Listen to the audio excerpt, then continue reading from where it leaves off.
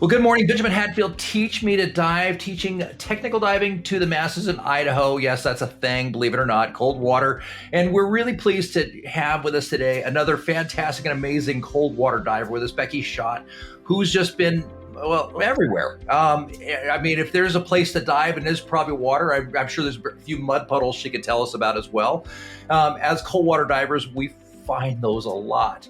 But today we're interviewing Becky Schott. We've got a special treat. You know that I am really, really about empowering girls, women, and people into diving. And Becky has just been an amazing inspiration for my wife, who's an amazing mermaid technical diver as well. And we go to Liquid Productions a lot. We look at her photos. We really enjoy the heck out of them. But we thought, how do we take it to the next level? So we are joined today by Miss Alex and Miss Madison. Now, Alex was in my open water class, about a month and a half, 2 months ago? Yep. All right. And Maddie is a future wannabe diver, and she is, now Maddie, if I remember right, you're 8. Yes, I'm 8. And your dad is taking extended range courses for me so he can go deeper and longer and do all kinds of cold water, really crazy diving, right? Yeah, I'm looking forward to you coming out and doing some diving with us too as well. Well, let's just jump right into it. Becky, thank you for joining us today. Thanks so much. It's really great to be here, and this is a really awesome surprise. It's nice to meet you guys, Madison and Alex. Congrats, Alex, on finishing your open water course. That's awesome. Thank you. Well, Alex, take it away. What questions would you have of somebody like Becky Schott? So have there been like any dives or photos that have sentimental value to you?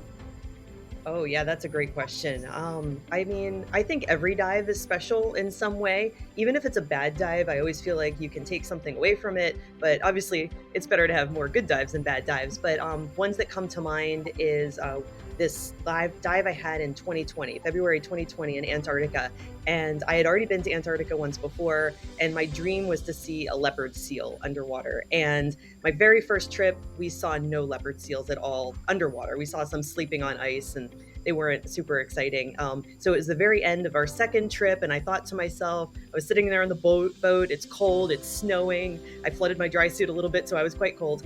And I thought to myself, all right, we're not going to see a leopard seal on this trip. But you know what? That's okay, because I'm in this beautiful place. I'm enjoying myself. I'm with really good people. And you know what? All of a sudden, a leopard seal showed up in the water, and we got to get in the water with it. And it was clear, and it was full of ice. And I got probably one of my personal favorite shots I've ever taken in the 28 years that I've been diving, that day, of this just beautiful, sleek seal with all of its spots surrounded by ice and this crystal clear water. So I'll never forget that day for the rest of my life. Yeah. That story. Oh, what? Do you have a leopard seal? Oh, that's awesome. Yeah. I love it. They're really neat animals. Yeah. And then how do you stay motivated? How do I stay motivated? That's a great question. I don't know.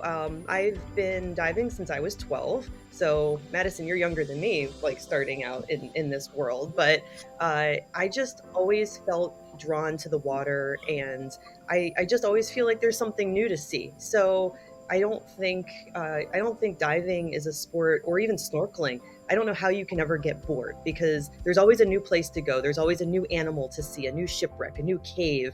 I love snorkeling too. As much as I love going 300 and 400 feet deep in cold water and technical diving, I really enjoy going out and with my family and going snorkeling with manatees and interacting with wildlife. So I think what keeps me motivated is just curiosity, and always knowing that there's something new and exciting out there to see.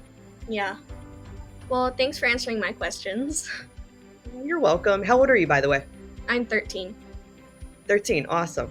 Well, I started diving when I was about your age, and it really is an amazing world, and you can make an amazing career out of it if you decide to do that someday. And I've met some of my best friends diving and had the most amazing adventures. So I hope you stick with it and keep diving. Yeah. Well, thank you. What do you like to do outside of diving? Oh my. Well, that's a really good question, because my life pretty much is surrounded by diving and photography.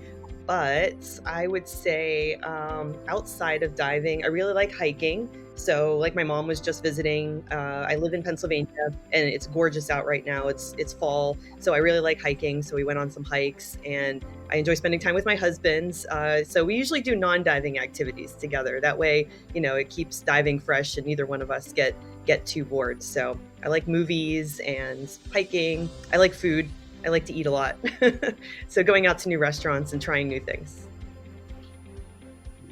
Do you have kids? I do not have kids, no, but I like to inspire kids and hope that they get into diving someday and check out all these amazing places that are here on our planet.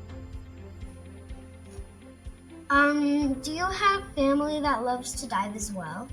No, unfortunately, nobody in my family dives except for me. They all think I'm crazy, but they do. But they will go snorkeling with me. So my mom actually has gone snorkeling with whale sharks with me a couple times, and manatees and dolphins. So my mom does enjoy snorkeling, and my brother just had 2 kids. I have a 3.5-year-old niece and a 6-month-old nephew. So I hope that they'll maybe get into diving someday.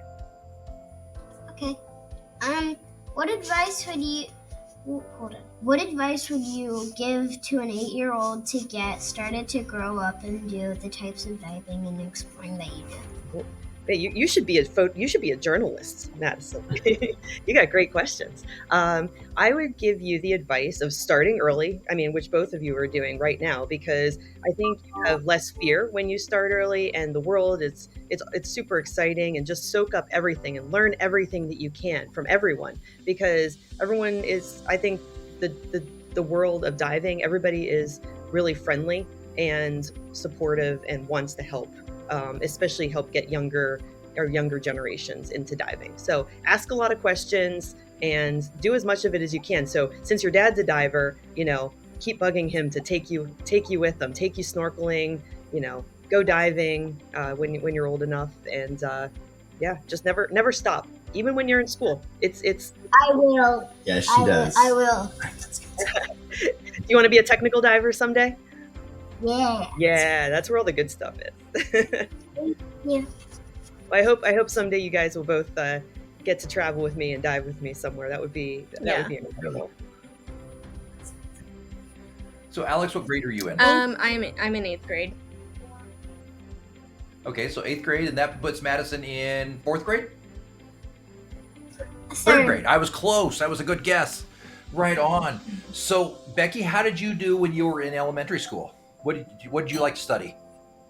Oh, I loved marine life. So I pretty much I read everything I could about dolphins and sharks and turtles. I was really into sharks, so I learned a lot about wildlife. That way, when I did become a diver when I was 12, I kind of knew what I was looking at, and when I was down on a reef, I understood some of how the relationships worked with fish and corals. And I was very lucky that even though my parents were not divers, they did take me down to, I lived in Pennsylvania at the time, they took me to Florida and let me go diving and snorkeling with manatees and things like that. So I'd say when I was in elementary school and even middle school and high school, I just never stopped learning. I thought there was always, a new animal or environment to learn about. And then I tried to get there as much as I could. So I always had odd jobs, like working in a flower shop or golf caddying, trying to earn money to pay for trips and dive gear and things like that. Dive gear is not cheap. That is the sad reality of it. That's for sure. No, but actually, one thing I'll throw in there, one thing I wish that was around back when I was your age was, so I'm part of Women Divers Hall of Fame. I'm a proud member, and we offer scholarships every year to of all different kinds for upcoming divers, and especially female divers. And so you should look into those scholarships at some point, because there's ones for advanced dive training, there's some for rescue training, even technical training down the road, photography. There's all kinds of different grants and scholarships that you can apply for to help pay for future training in diving. There you go, girl. Women Diver Hall of Fame member, 2013. Yes. There we go. I called it. So 2013 member of the Women's Divers Hall of Fame. That is a real thing. And there's some pretty amazing women like Becky in the Women Divers Hall of Fame. So something for you guys to look up. Yeah, but what's really neat about it is, I mean, it is obviously a great honor to be inducted, but then on top of that, you know, we use that fame that we've acquired in diving to help raise money for these scholarships and training grants. That way, you know, we can help, you know, help others and give you opportunities that, you know, were harder. Like, I mean, for me, I paid for all my classes, and it was very, very difficult when I was 13, 14, 15, 17, you know, trying to pay for gear and classes. So I think these scholarships are extremely important and helpful, and also to keep people in diving and interested in diving and future education. Maddie, do you have more questions? I have one more. Okay. What are you most proud of in your career? Ooh, again, yeah, you're really good. You've got great questions. What am I most proud of? That's a tough one. I mean, I'm proud of a lot of things. I mean, I've won some Emmy Awards. I could say I was proud of that. But you know what? Honestly, I just think it's something simple. But like I said earlier, I've made some of the best friends that I've made in my life, in this sport, in this career. And you know, my friends are also the people that help me out on shoots, and you know, risk their lives sometimes to go down on deep dives with me and help me to light and safety dive. And like, when I look at some of my underwater images, to be able to see those and remember those dives, that makes me really proud to have like such great support from friends in my life. So I'd say that.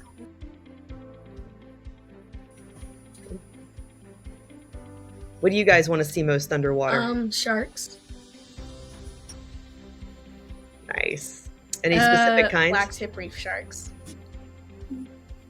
Nice. You got to get out to the Bahamas then. That would be amazing. Yeah, they've got a lot of awesome black tips out there. Sharks are awesome. Go ahead, Maddie. I think I would want to see some really cool coral. Yeah, like colorful corals. Mm-hmm. Very cool. Okay, then put Fiji on your list. Absolutely. Is your dad done?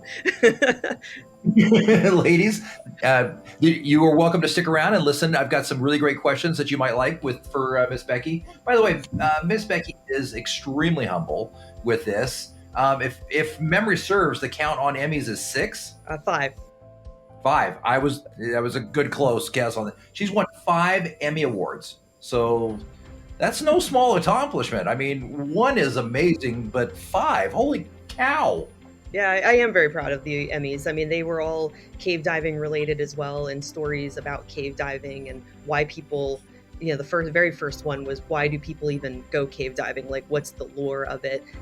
Instead of, you know, dangers and death that normally surround cave diving. So I was definitely proud of that, because obviously we didn't go into it thinking, oh, let's go win an Emmy Award for this. You know, we did the story because we wanted to educate and, you know, show people these magical, amazing places underground, and it won an Emmy. So, and then we went on to win 4 more for a series that we did later on. That's really cool. So the question is, where are the Emmys? Some of them are behind me. You know what? Some of them are behind me. You can't see them, but I have them sprinkled throughout the house. That's interesting. Sprinkled throughout I like that. Well, because my husband, he worked with me on those projects as well, so he also won 5 Emmy Awards. So now we actually have 10 in the house. So it gets a little obnoxious if you like stick them all on like the same shelf. Wow, that is so cool. Yeah. Well, ladies, they have 10 Emmy Awards in their house. Oh my gosh. That's pretty... Here, hold on. I can show you one. There we go. Whoa. That's cool. That's cool. It is really cool. Yeah. There we go. Got the camera going on there. But you got to watch out. Pointy little wings. But no, I'm very, very, very proud of the Emmy Awards. So put that over here. It's good paperweight. Very cool. Very cool. Well, ladies, you're welcome to stick around for a while or through the whole thing if you'd like. I know school and parental obligations, you've got to get those parents ready to go to work and everything, right? You say that can be tough. Care and maintenance of an adult can be tough for a child sometimes. I get it. Yeah, we've got school also. So no worries. Thank you. I It was appreciate really it. nice meeting you guys. Thanks so much for the Yeah, it was great really questions. nice meeting you too. Thank you.